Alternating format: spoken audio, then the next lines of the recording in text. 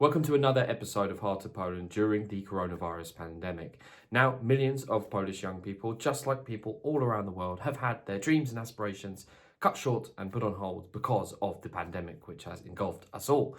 I spoke to one of them, Polish YouTuber Kasia Gandor. Her videos about the coronavirus have reached hundreds of thousands of people, but I also spoke to her about her work as a YouTuber, as a fan of science, and the life she leads, and her aspirations and hopes for Poland.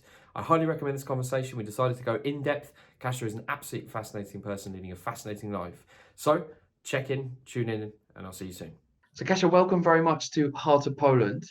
I sometimes give people a little difficult question at the start, which is ask them with no explanation whatsoever where the heart of Poland is.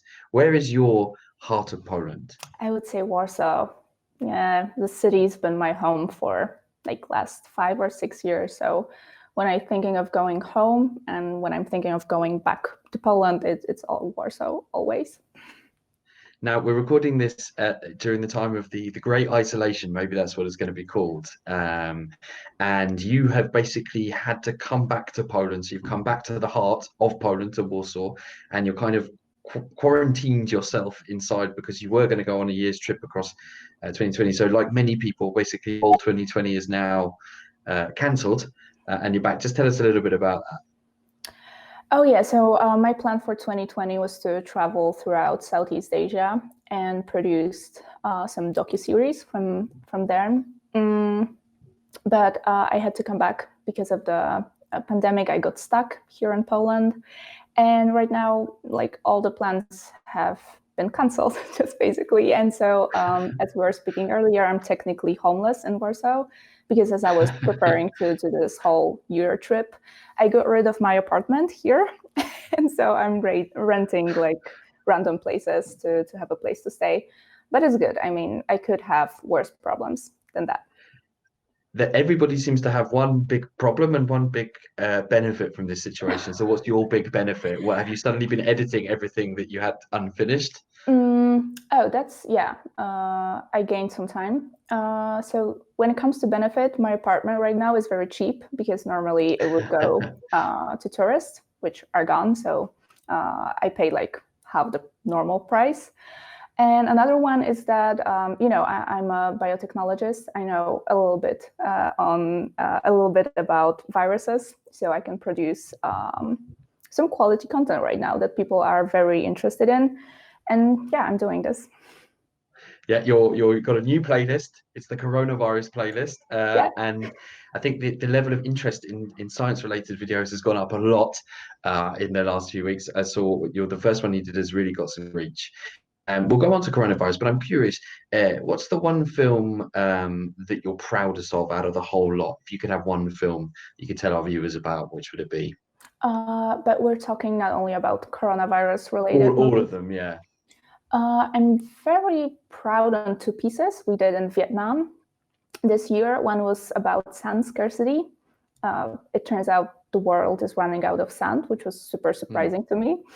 And the other one was a piece of on coffee in Vietnam. As it turns out, and that was also a surprise to me, Vietnam is the second biggest exporter of coffee just after Brazil.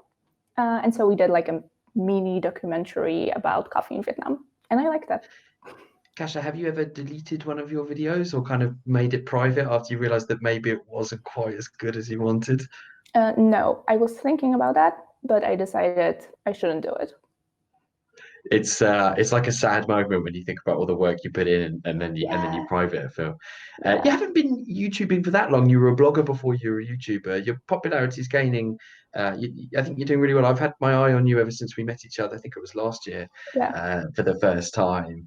What's the most boring or tiresome question that people ask you, Kasia? And I think I'm going to guess that it might be about how the model who becomes a blogger, who becomes a YouTuber. Is that the question that everybody always asks?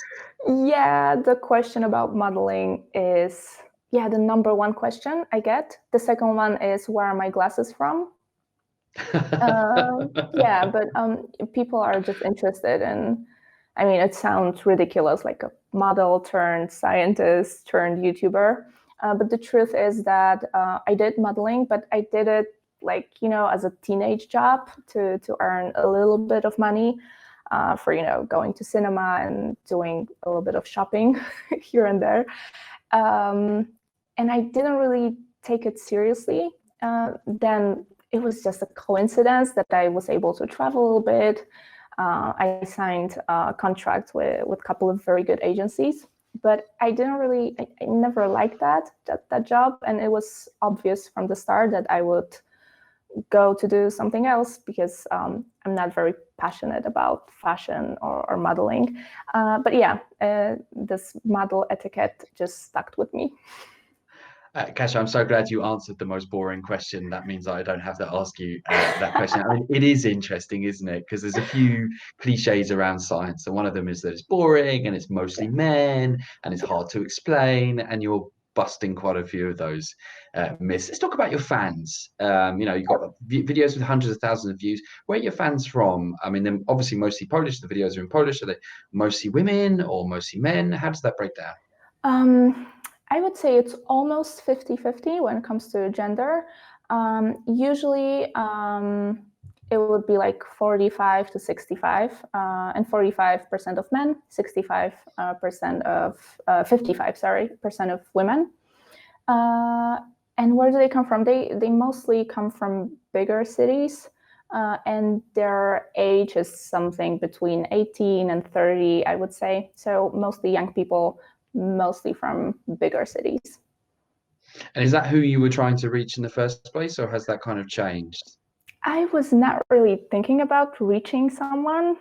Like, I didn't have any kind of business plan when I started. It was just like an idea that stuck in my head. Like, yeah, let's make movies. It might be fun. It might like require you to use some creative power in your mind. And so I did, and then it turns out that people are very interested in science-related stuff, which to me is both surprising and not surprising. Surprising because it's not like your first guess, what would people be interested in? Science, like no one would think that. But on the other hand, Yes. I think there's a gap. I think there's a gap in like media coverage. So we have so much articles and TV programs about politics, about traveling, whatever, news, but about science, not really. So I feel like people were just craving to see such kind of content. Yes, we had a pleasure to speak to another famous science YouTuber, Tomasz from Nauka to Lubię, who, of course, you definitely know. And it's true, isn't it, that science is one of those subjects that's quite hard to explain to, I don't want to say normal people, I'm trying to avoid, because I'm a humanities guy. So I'm a bit worried that I'm going to have my bias, my unconscious bias towards humanities subjects will come out here. But it is a bit of a challenge to explain complex subjects in a simple way. And that's the challenge that you take on, is to try and get it across the human tone. I wonder, how have you changed as a filmmaker over the period that you've been recording your videos? Obviously your editing has just got better and better. I can see that the documentary on water, the interviews, that it's getting more complex. The storytelling that you're doing is getting way more complex. Is that the journey that you think you're going on? Yeah, this is probably, you basically just answered my question. Yeah, so the thing that I try to do is to, my number one focus is to explain, show, maybe try to,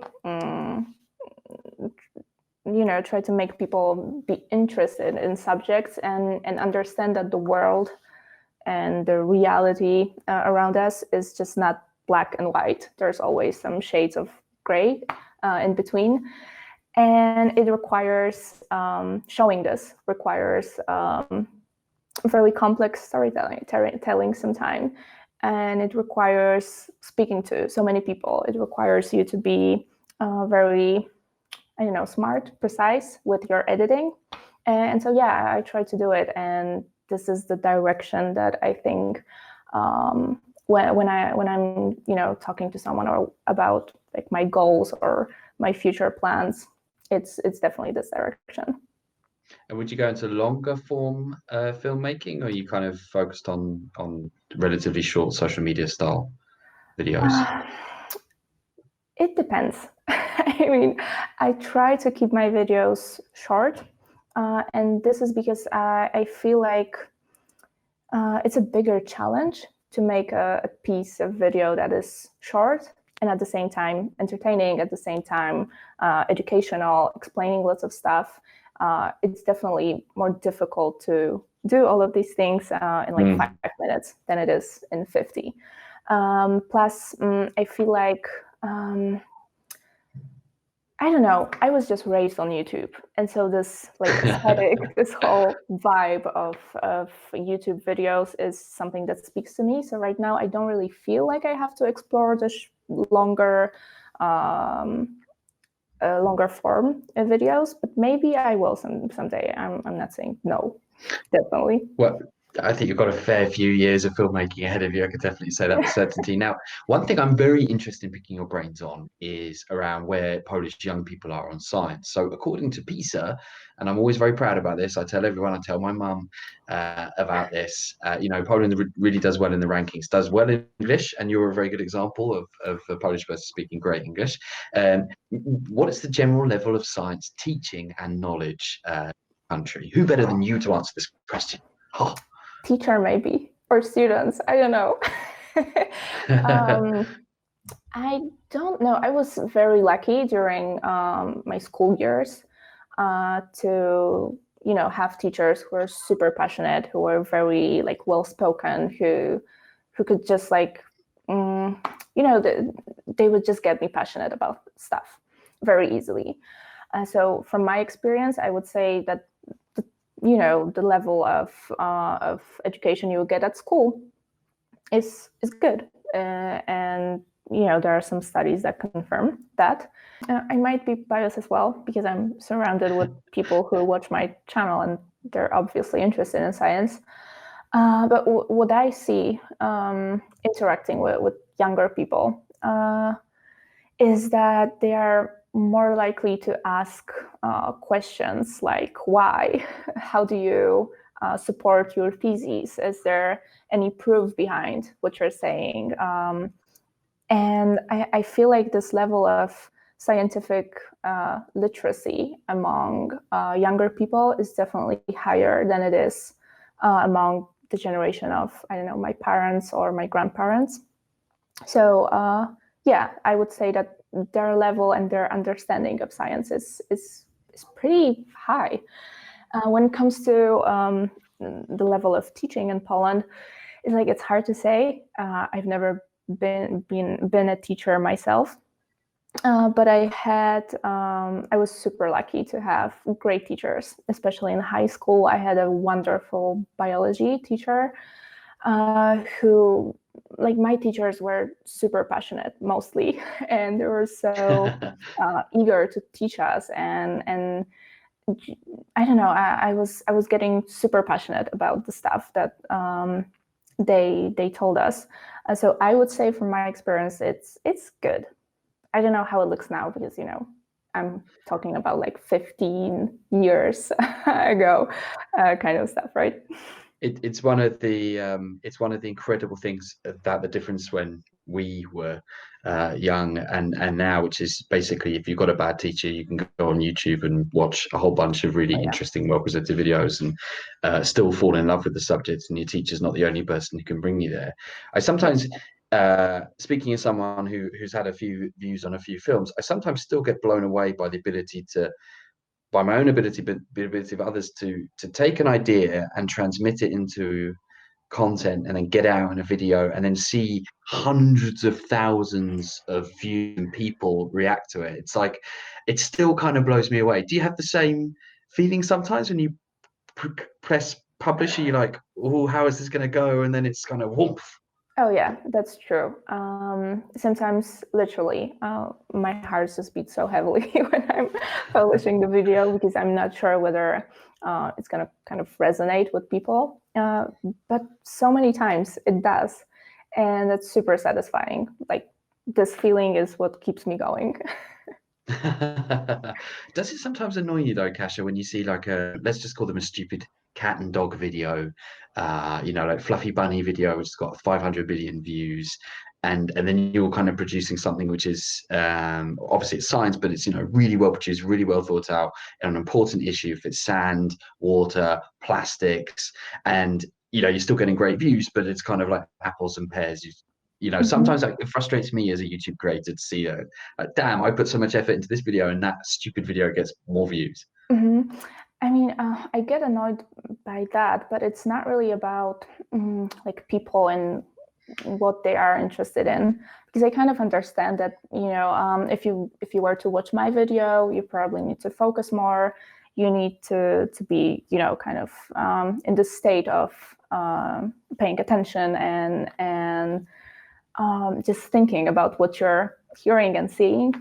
Whereas if you just want to watch some cat or dog's video, you can just turn it on and it doesn't really require you to pay any attention to it. So I understand the mechanism behind that. But what is frustrating to me is that the YouTube algorithm sometimes is just working like, I don't know, I can't even describe that. I mean, you can never predict whether your video is going to do well or not, because the algorithm seems to be all over the place. And so this is the frustrating part, because as you said, you're putting so much effort into the content that you produce, and then you don't really know why no one sees that, right? Kasia, maybe you can turn your scientific mind to uncovering the algorithm. That would be super helpful for many.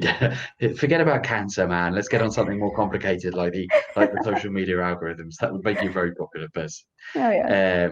Let's talk about coronavirus now. We're pre-recording this because I have a very faulty router, which has made this a little bit difficult. So by the time probably we put this out, everything will have changed. But you've focused on the coronavirus over the last few days or weeks, really. You've done your coronavirus radio show. You've had interviews with people. What kind of messages are you trying to get out there, and how are people reacting? Do you see this as important as trying to help educate people at this very critical time? So there are two things I'm trying to do. One is to spread information instead of misinformation, and just to inform people in the purest, unbiased way possible. And the other is to kind of, I don't know, bring hope, bring some humor to this topic. So I've done pieces on why is it that the whole world right now is starting to panic buying toilet paper and that kind of stuff. That was great. Yeah, I mean, it seems funny to me. Like, I feel like during such a difficult time, it is crucial for people to, you know, stay sane, to have a reason to laugh a little bit, to hear a story about someone who hasn't lost everything, you know.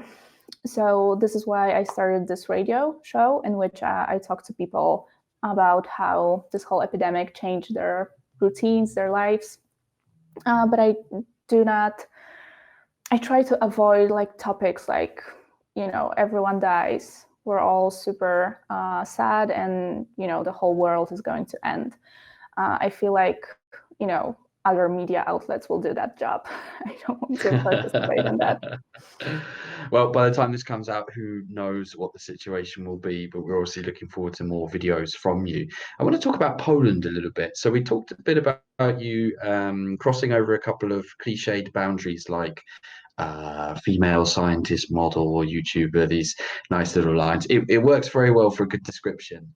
I wonder what you think about women, female YouTubers. Do you sometimes feel it YouTube? Are you a YouTuberka or a YouTuber? Which of those words do you use? I'm YouTuberka. Yeah. Yes, YouTuberka, I suppose, yeah, would be the yeah. correct. So I use the female form of that noun. But what do I think? What am I supposed to think? Well, I don't really get what you're talking to. I wonder whether, I mean, I'm asking a very, very broad question, so maybe let's dial it in. Do you ever sometimes feel that you come across an assumption that because you were a model, so you know, that's basically a fairly cliched occupation when people aren't particularly intellectual, you shouldn't be doing what you're doing now? And I wonder whether you think that says anything about Polish society's approach to the subject of science or to YouTubers. Have you ever felt that? I mean, for example, I can say from my point of view, as someone who does films about Polish history, people have said to me, you shouldn't be doing this because you don't have a voice in this as a foreign person, which is okay. You're having a right to your opinion. I just wonder whether you've come across that kind of, I guess we can call it gender stereotype or kind of career stereotype. I feel like at the beginning of my YouTube career, I don't know how to even describe it. You can say that, yeah. Yeah,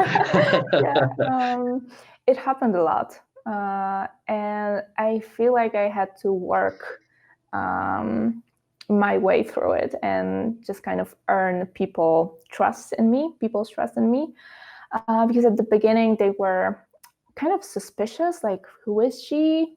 She used to be a model. Does she know what she's talking about even? But I feel like with every video, it kind of changed. And also I feel like, if you didn't like me at first, then you would get tired of watching me all the time. So with time, you just surround yourself and you build your audience in a fashion that, you surround yourself with people who kind of trust you, who find you, I don't know, funny, entertaining, whatever it is, but they generally like you. So I still get that feedback from time to time, but it's not that overwhelming as it was at the beginning. I feel like girls and women on YouTube in Poland, sometimes it's just very hard for us because we get such a huge load of these like shitty comments, regarding our bodies, the way we look, the way we dress, the way we put or do not put makeup on, stuff like that. And I feel like if you're a man, you have like this huge, it's just one problem, but it's huge, out of your way. You don't have to think about that. You don't have to pay any attention to it.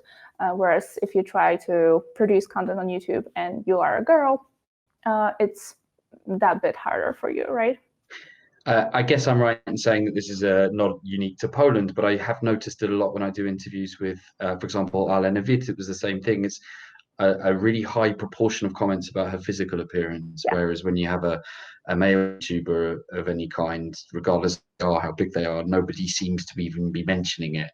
I did have one guy who said I had a hamster cheeks once, and that I obviously like Polish food, and that kind of like hurt me a little bit. Do you ignore those? Do they kind of leave a little trace there, or do you feel in a comfortable place with your self-esteem that you can kind of watch it, look at it, and file it away in the memory banks? I mean, the more you see it and the more you read it, the less prone you are, I feel.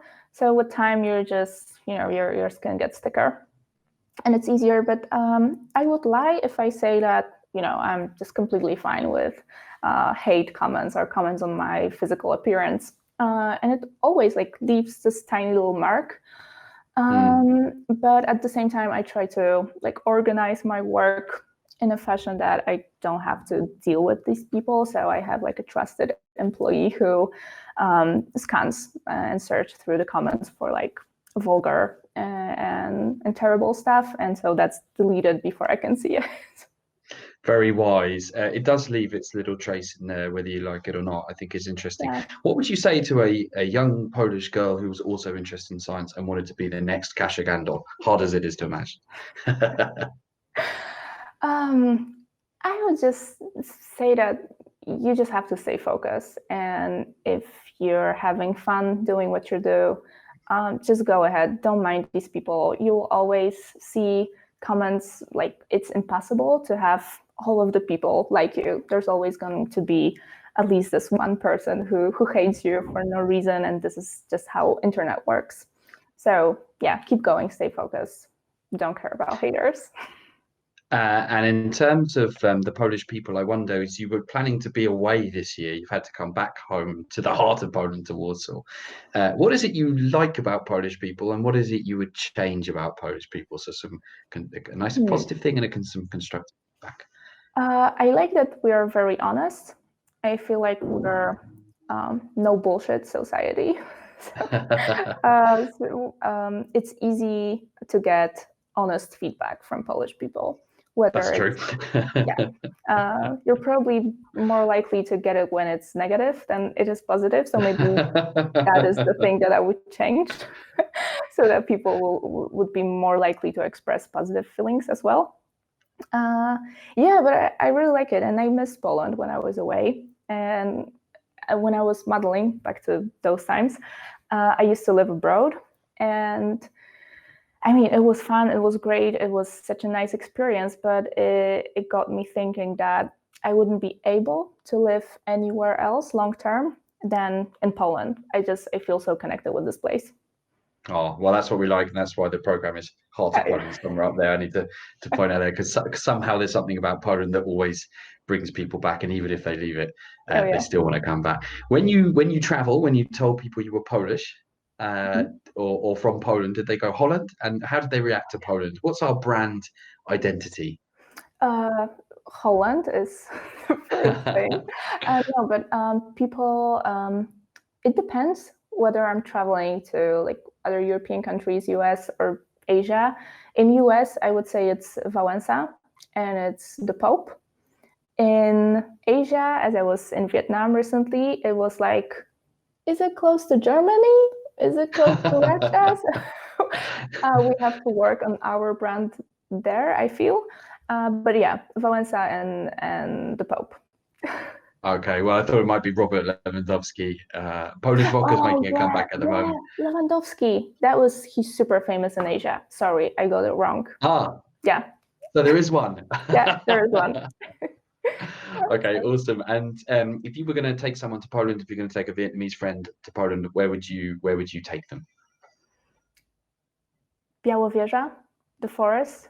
I love it. And also Bieszczady, the mountains. I would show them nature. I feel like Poland has so much to offer when it comes to landscapes and beautiful countrysides. And, there's mountains, there's lakes, there's the sea, there's rivers. And so you can really get in touch with nature here. And yeah, I would skip bigger cities, I guess. Ouch! Ooh, interesting. Okay, well, this brings me on to my secret shame, which is in 12 years of coming to Poland, I've never been to Białowieża, even though I'm like two and a. That's okay. Okay, Kasia, we're going to finish soon, but actually that brings me neatly onto a subject which is really important to Poland, which is around the water levels. And this is something you've talked about in your videos. So for anyone coming to Poland, if they don't realize just how big an issue this is, could you just tell us about the issue with water levels in this country? Because it's really serious. Okay, so the situation is serious. When it comes to how do you say that? Can you say water levels, but not meaning how high it is, but how much water supply? I suppose would be there. Yeah, sorry. That's okay. That's news to me. We have like one of the smallest water supply in whole Europe, and because of climate change, we're starting to see a very significant change in raining patterns. So usually you would have rain that is not that big, and it rains for 3 days in a row. Whereas now what you see is like a huge thunderstorm that lasts half an hour, but then it's followed by like 2 weeks drought. And that leads to the underground reservoirs not being replenished. So, and we mostly take our water from below the ground. Yeah, and so there's so much work to do when it comes to how we use water, especially how like those big factories, coal burning institutes, stuff like that, how they use water, because this is the biggest chunk in the, how do you say that, usage? Yeah, in the overall water. Oh, my kid's crying. The overall water usage. Oh yeah, this is what I wanted to say. So this is a huge issue. We did like 2 pieces on it, because yeah, if we just don't do anything, we will have so much problems with how we grow plants, with food supply, with water being more and more polluted, and with like houses being flooded occasionally sometimes. And yeah, that's a huge issue right now. It absolutely is, and I can't remember a drier winter Oh yeah, or kind of just autumn, there winter, was no spring. snow, right? No snow, almost Yeah, no rain. yeah. It's a massive issue. Well, listen, Kasia, thank you very much for spending some time telling us about your life. I'm Thank glad you we so much. avoided some of the cliches and focusing on modeling stuff the whole time, because I Yeah, wanted to talk to you about Poland. So thank you very much for joining us on the Heart of Poland. thank you so much. And we'll now, thank you so much. So we will now cut to our outro, which will be me speaking, because we live in coronavirus times and I haven't got a film studio. So Okay. bye-bye. Thank you very much for watching this episode of Heart of Poland. As ever with Heart of Poland, what we try and do is have fascinating, in-depth discussions with people leading fascinating lives in the fascinating country of Poland. I highly recommend you check out the First News coronavirus section. You'll find out more information there, more interviews, more stories, more news, more in-depth articles, more original pieces, telling the story of Poland during this turbulent time and well beyond. So make sure you share this episode with anyone you think might be interested. And obviously, tune in and subscribe to The First News wherever you find it. I'll see you soon for another episode of Heart of Poland.